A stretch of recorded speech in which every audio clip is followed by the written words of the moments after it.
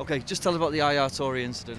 Yeah, I think he took a bit of the limelight away from the performance, you know, but it was an incident that needed dealing with. I was at the game, didn't hear it, but obviously heard the reports and everything that came back since, and you need to get that out of the game, and I think it's good that, you know, that UEFA have stamped down on it. I know they've closed a section of the ground, but I suppose it's a statement. I think it's got to be something now that clubs have got to learn, and UEFA are going to come down hard on, which is obviously good. Okay, and let me just quickly ask you about Hart versus Pantilimon, and what's your feelings on that?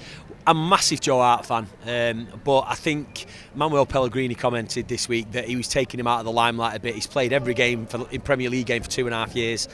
It's maybe the right time to not only rest him, but to give Pantilimon a shot. You know, he's kept a clean sheet every game he's played this season, 300 minutes of football, no goal conceded, 9 clean sheets out of 14 games that he's played for the club. There's no reason why that guy shouldn't be in net. He's earned his spot, and I think he's just got to keep performing to keep it. The great thing from a City fan's point of view is he's not going to want to make a mistake, so hopefully we're going to get the best out of it and keep clean sheets. He got them to the final of the FA Cup, really. A last-minute save against Newcastle kept him in the cup this time. Yeah, without doubt. That save at Newcastle was a big save, and I think at that point as well, I think we were 1-0 up or it might have been 0-0, and we went on to obviously win the game pretty comfortably. But Pantilimon's a really good keeper. Let's not underestimate him. As good as Joe Hart is, he's an admirable second choice keeper.